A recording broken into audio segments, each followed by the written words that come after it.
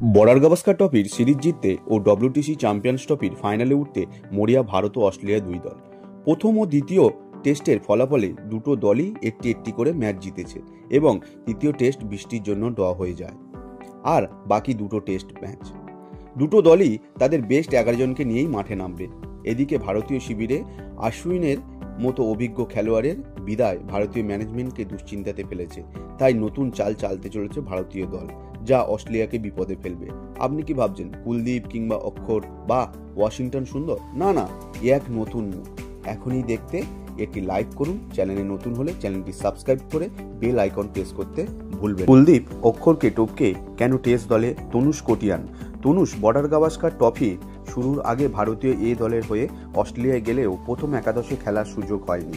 Melbourne টেস্টে ভারতীয় দলের রবিচন্দ্রন অশ্বিনের পরিবর্তে নিয়েছে বিসিসিআই তনুষ কোটিয়ানকে। অভিজ্ঞ কুলদীপ যাদব বা অক্ষর প্যাটেলের বদলে টেস্ট দলে ডাক পেয়েছেন মুম্বাই তনুষ কোটিয়ান। কিন্তু কেন এই মুম্বাইকেই বেছে নেওয়া হয়? কেন ডাক পেলেন না কুলদীপ অক্ষররা? ব্যাখ্যা দিলেন রোহিত শর্মা। প্রথমে অবশ্য কিছুটা মজা করেই রোহিত বলেন, কুলদীপ সম্ভবত ভিসা নেই, কিন্তু দল চেয়েছিল কাউকে দ্রুত নিয়ে আসতে। তনুষ যেহেতু পুরোপুরি তৈরি ছিল, তাই ওকেই ডাকা হয়েছে। পরে অবশ্য ব্যাখ্যা দিয়ে বলেন, তনুষকে 1 মাসের জন্য বিকল্প হিসেবে আনা হয়েছে। গত 2-1 বছরে ঘরোয়া ক্রিকেটে ও খুব ভালো খেলেছে। আমাদের সত্যি একজন বিকল্প দরকার। মেলবোর্ন ও সিডনিতে আমরা 2 জন স্পিনারেও খেলতে পারি।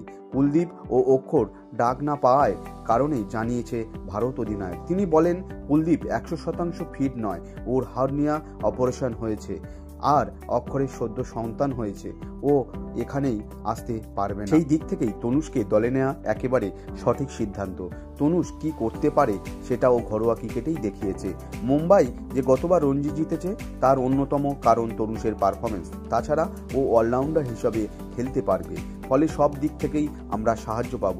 প্রথম শ্রেণীর ক্রিকেটে 33টি ম্যাচে 101টি উইকেট নিয়েছে তনুষ। ঝুলিতে রয়েছে 1525 রান, যার মধ্যে সেঞ্চুরি করেছেন তিনি। রঞ্জি ট্রফির গত মৌসুম করেছেন 502 রান।